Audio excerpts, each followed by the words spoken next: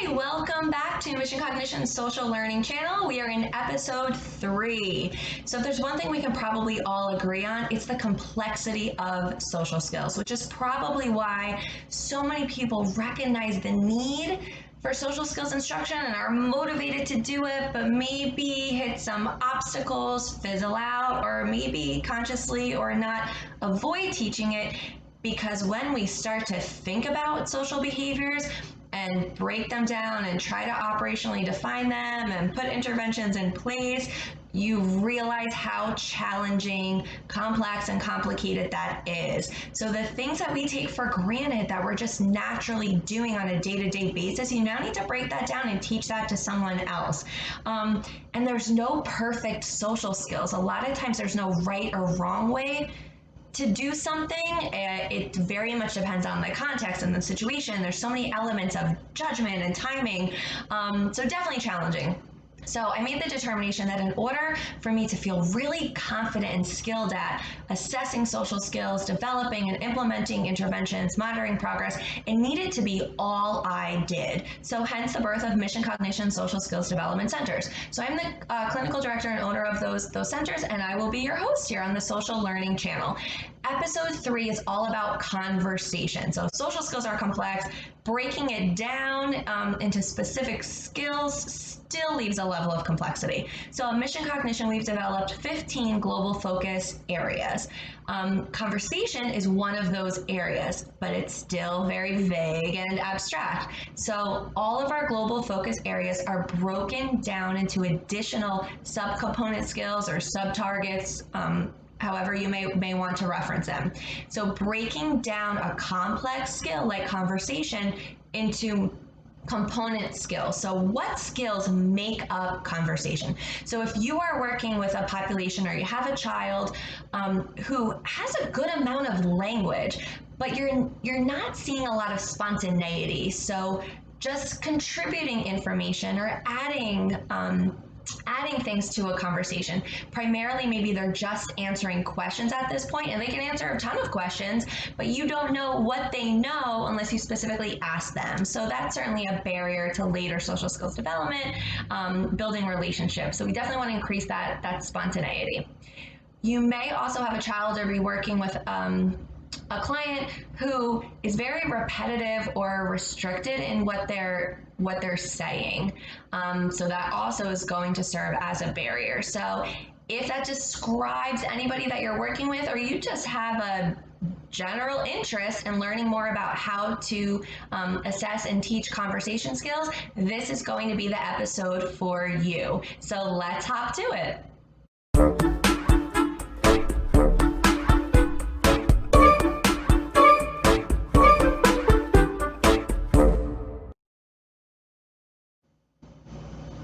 So I'm going to be a broken record with using the word complex because I just don't know how else to describe social skills. So I mentioned that we have global focus areas, conversation being one of them. We're then breaking that down into sub-targets or component skills. So what skills make up conversation? Now we're having two primary areas here. So in conversation, it's not just what you say, but it's also how you say it. So I'm going to focus here on what you say for today in this episode, because I'm saving nonverbal behavior, nonverbal communication for later. But you need them both to be a highly effective or successful communicator.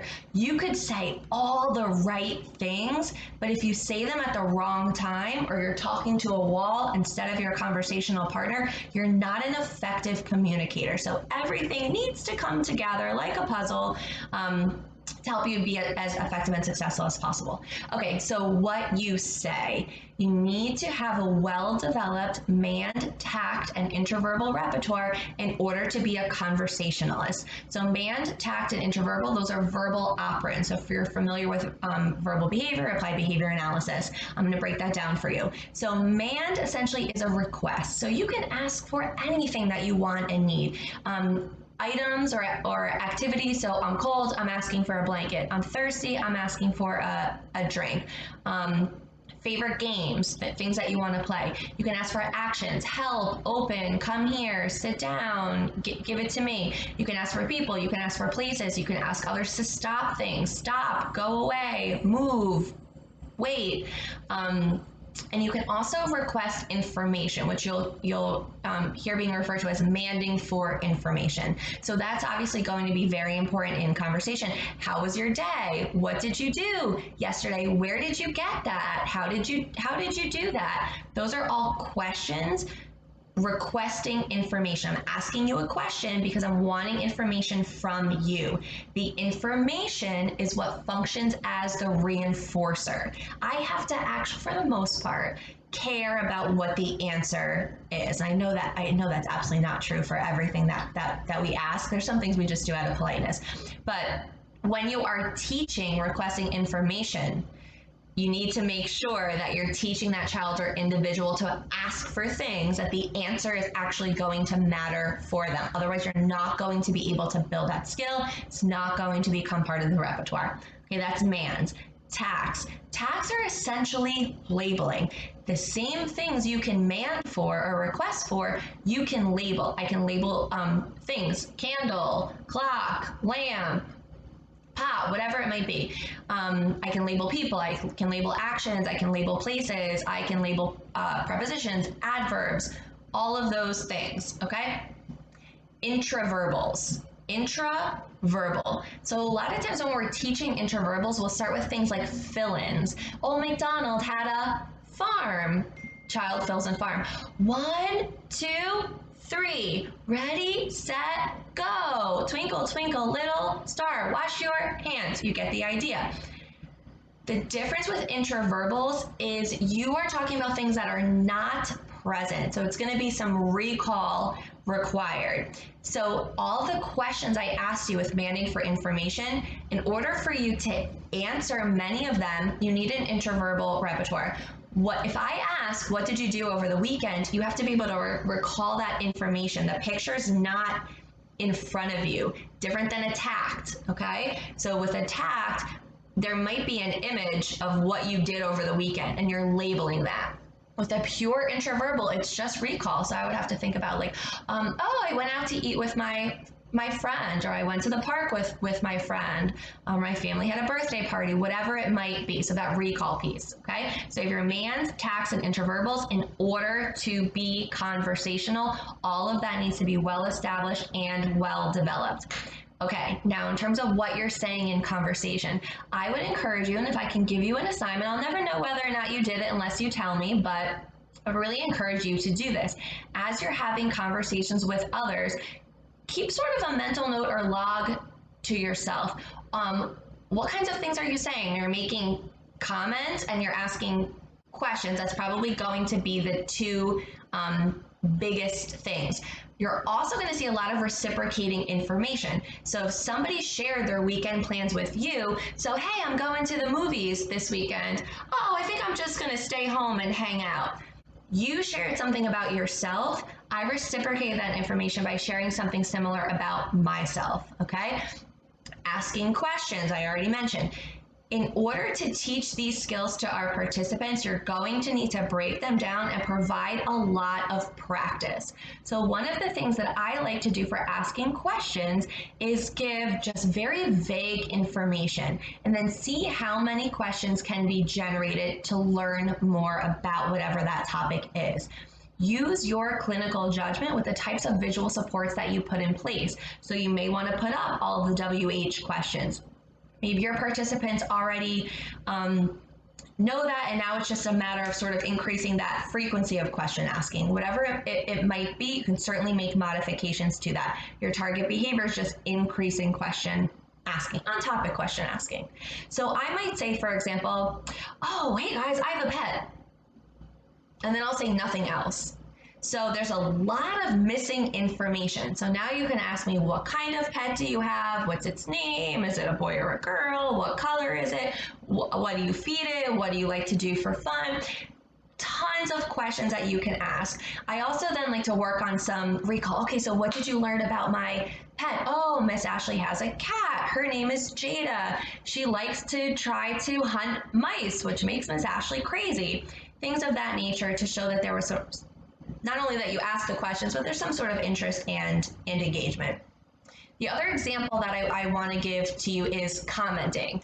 So you typically will have, like when you think about basic comments, you have good news, you have bad news, and you kind of have like neutral news. So you might present to your students or to your clients. Sometimes when we're talking with people, they'll share things with us. They might share news that is good, they might share news that is bad, or they might share news that is just neutral. And you might want to come up with a different word for your participants if neutral is kind of abstract.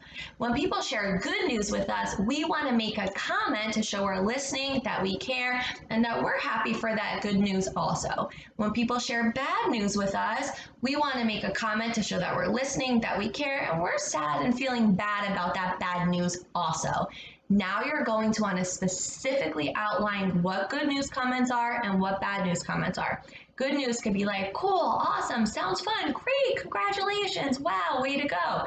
Bad news, oh man, that stinks, I'm sorry to hear that, oh no, is there anything I can do, I'm thinking of you, those types of things. Again, make it developmentally appropriate for your population.